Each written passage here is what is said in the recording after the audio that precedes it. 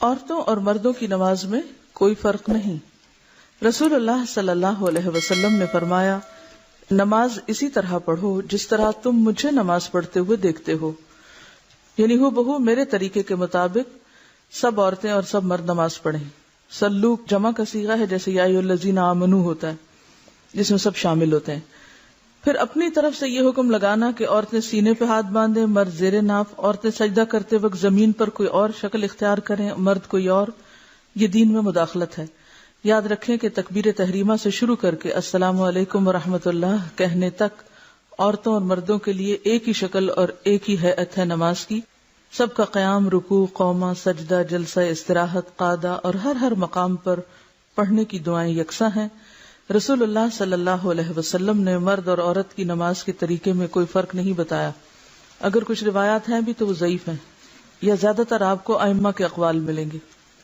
سینے پر ہاتھ باندھ کر یہ دعا پڑھیں۔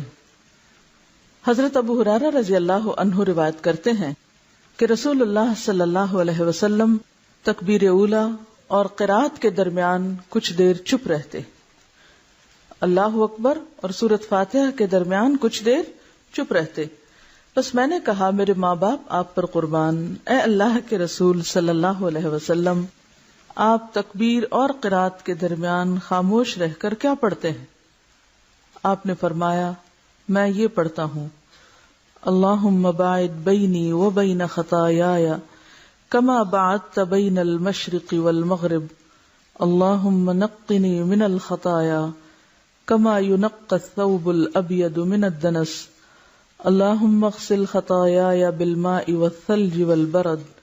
یا اللہ میرے اور میرے گناہوں کے درمیان دوری ڈال دے جیسے تو نے مشرق اور مغرب کے درمیان دوری رکھی ہے۔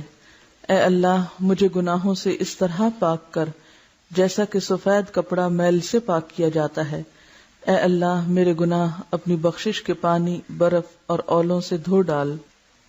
اصل میں پانی کے بعد برف اور اولوں کا ذکر جو ہے یہ طہارت میں مبالغہ بھی ہے۔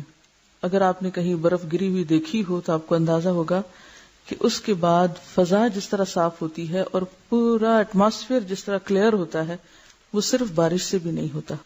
یعنی جتنی پولوشن برف باری کے بعد ختم ہوتی ہے اور جس طرح ہر طرف سفید چادر تن جاتی ہے، اور رات کے وقت بھی ایسی گلیئر اٹھتی ہے اس سفید برف سے کہ یوں لگتا ہے کہ دن چڑھا ہوا ہے یا کہیں نہ کہیں تیز چاند چمک رہا ہے۔